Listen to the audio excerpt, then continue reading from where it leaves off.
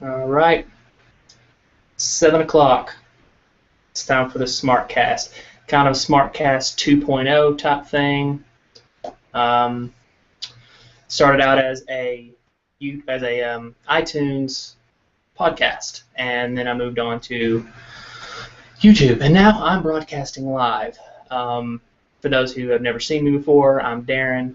I run this little, I guess you'd call it a forum. I run this little forum, and then I talk about wrestling. That's pretty much it.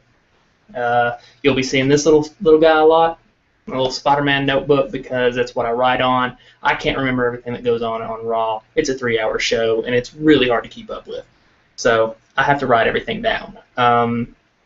Before I start, I want to thank all the 16 people who sent me emails. I can only choose 5 because these emails are going to send me on a long rant, and I only have up to an hour. So to answer the question that was asked the most in those emails, though, no, I will not be covering TNA. I can't stand TNA. It's way too. It's the writing is just horrible, and the acting is even more horrible. It has gotten better in the past 2 weeks, but it's still not a watchable show. However, I'm going to be a little hypocritical, and the very first question on the SmarkCast is going to be a TNA question. So, but this was a really good question from one of my friends, Sean, through email. He asked me, since TNA has been getting better, do I think they will survive on Spike? Short answer, no. Spike will drop TNA at the end of the year. It's just not gonna make it. It's not really that it's a bad show, because the people at Spike don't watch the show to say, hey, this is a good show, we should keep it on. They watch the ratings, and the ratings are bad, just bad. Have I been elsewhere talking? Yeah, I was on YouTube and on iTunes. But this broadcasting thing is new to me. Just got a question from somebody live. Anyway, but the ratings for TNA is very dismal. To put it in perspective, they get about an average of 1 million people per week, and WWE gets 4 million. So WWE quadruples their fan base.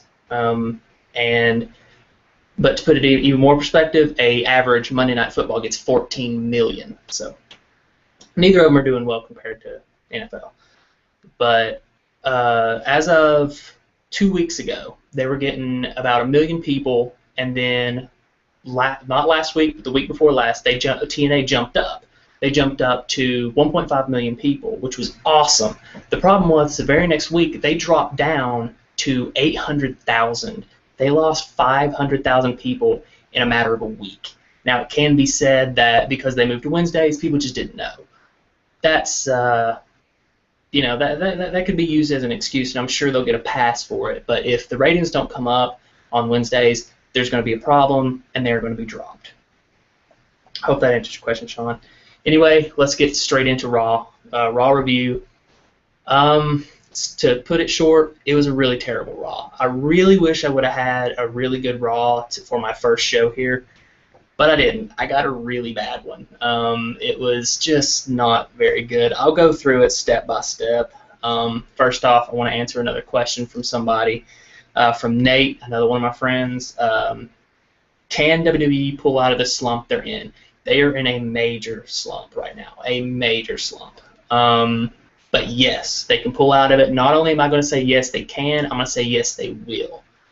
Because you've got to look at the future right now. Right now, the main event seems really muddy, and nothing's really going on that's fantastic besides Rollins and Ambrose. But just look at the future right now. Rollins, Ambrose, Reigns, Kenta, Devitt, Steen. The future in the WWE is looking amazing right now. Like, really, really, really bright. The thing is I hate really saying this because Vince McMahon is a legend, but Vince McMahon is kind of what's ruining. It's really what's ruining WWE right now. He wants to focus on the 6'6", 350s. He wants the bodybuilders. He wants the big guys. He doesn't go for entertainment value. And the thing with Vince is he likes to do the same thing over and over and over. And it's just, it's really bad. For instance, Cena. He's done the same thing for years. But because it works and gets viewers and makes money, he's going to continue doing that. Triple H, on the other hand, for those who don't know, Triple H runs NXT. And I can ask 9 out of 10 people who watch NXT, or I can ask 10 people, 9 out of those 10 people will say NXT is better. Because NXT is better than WWE. And that's because nothing in there is old. It's all new stuff, and it feels fresh. And Triple H runs that. So, I really hate saying this. I really do, but when Vince McMahon retires and hands the reins over to Triple H, then we're really going to see the product pick up. That's what I truly believe here. So to answer your questions, not only will or can they pull out, they will pull out of the slump easily. Anyway, but let's get back to Raw and start with this wonderful opening. I say wonderful with sarcasm. I hated the HBK, Flair, and Hogan thing. I found it pointless, and it would have served better just to have Cena do a promo. It would have brought the same reaction. I do like seeing Flair and HBK out there. However, I am sick and tired of seeing Hogan. I'm sick and tired of it. He's lost it. He doesn't have it anymore. His past few promos have been terrible.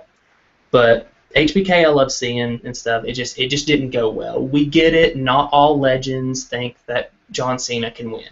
We get it. I just think it would have been better just to have Cena come out there and push a promo. I don't know. That's just the way I felt about it.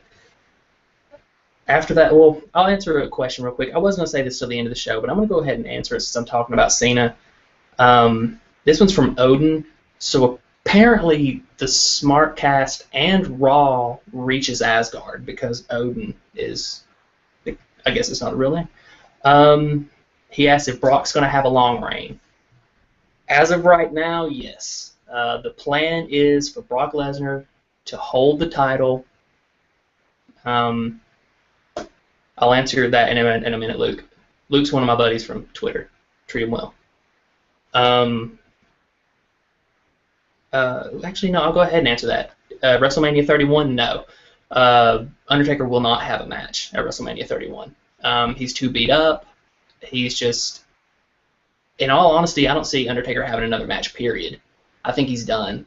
I would be okay with that because Undertaker, I would rather have an Undertaker that can walk than have a Mick Foley Undertaker that throws out his back playing Santa Claus. So, yeah, that's the answer. But the long Brock title reign thing, it's going to be really easy for Brock Lesnar to have a long title reign if he doesn't defend at every pay-per-view. And that will send me on a long rant about how dumb it is to have a part-timer because I'm huge into not having part-timers be champions. I hate that, and I love Brock Lesnar. I'm conflicted because Brock Lesnar is the logical choice. He is the person who should have beaten Cena. There was no one else to do it. So WWE was not wrong in that decision. But I hate part-timers having belts. I just can think of a million things I would rather see than Brock Lesnar not show up at a pay-per-view because it's not logical. If he doesn't show up at, say, let's go with Hell in a Cell, then he will have gone more than 30 days without defending the title. Daniel Bryan got stripped because he would have gone more than 30 days without defending the title. Therefore, Brock Lesnar should have it stripped as well, or else it's illogical. However, they could use that as a storyline. Daniel Bryan comes back, maybe with a lawyer, saying, hey, you stripped me of the title, but you didn't strip this guy. That's not fair. They could do that. Who knows? But for right now, Brock's going to hold it till WrestleMania where he'll drop it to Roman Reigns.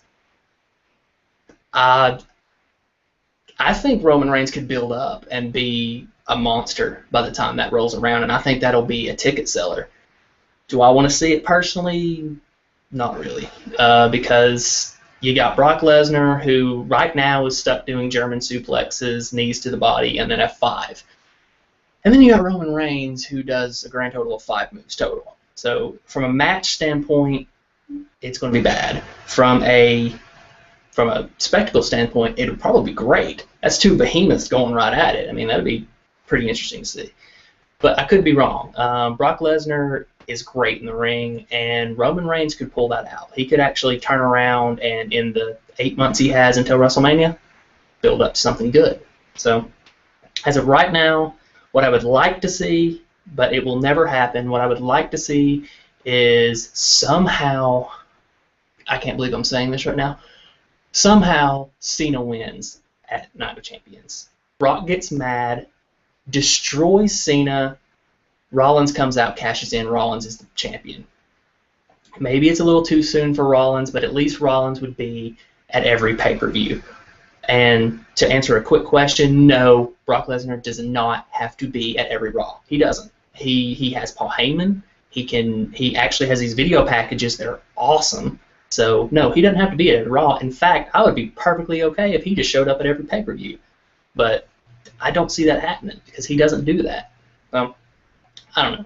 He's probably going to hold WWE hostage or something stupid like that. But long title reign, yes, he will. All right. Anyway, moving along to what I thought was match of the night, and it's really not saying much that this was match of the night because it was a good match, but not that great. Rusev versus Swagger. It was a really good match, but it still wasn't great.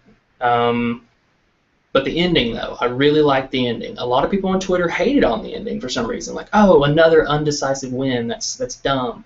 But that's really the point, because Rusev is a monster. Rusev can destroy you to a point where you cannot continue. And that's the whole point of Rusev. He is a monster. He's great. He's scary. A lot of people don't like Rusev. I don't know why, because he's actually one of the more athletic and exciting wrestlers to watch in my eyes. And he has Lana. Lana's awesome. She's gorgeous. She's got to be the hottest diva there right now, easily. Maybe not as much as Paige, but still. Either way, moving along, because there's nothing really to rant on there. Cesaro RVD. I was a little upset that this match didn't go longer. That could have been a marquee match for the night, but it really wasn't. RVD and Cesaro went for, I think it was like 3-4 minutes, and Cesaro won, and that put him as the #1 contender for the U.S. title. I'm calling it now, Night of Champions. He's going to beat Sheamus for the title, because Sheamus does not need that title. And I think they should let Cesaro wear it and not defend it, because you know that's what they do with the U.S. title. You wear it, but you don't defend it. Why not? Anyway, moving along. Paige and Natalya was next, which I thought was a really good match. There was a few botches, but it was a really good match for a 3-minute Divas match. And of course, AJ interfered. I actually thought, or not AJ didn't interfere, but I actually thought Natty was going to pick up the win. But Paige won clean. And then AJ came in and kind of threw gasoline on this feud. I mean, I was actually really bored with this feud until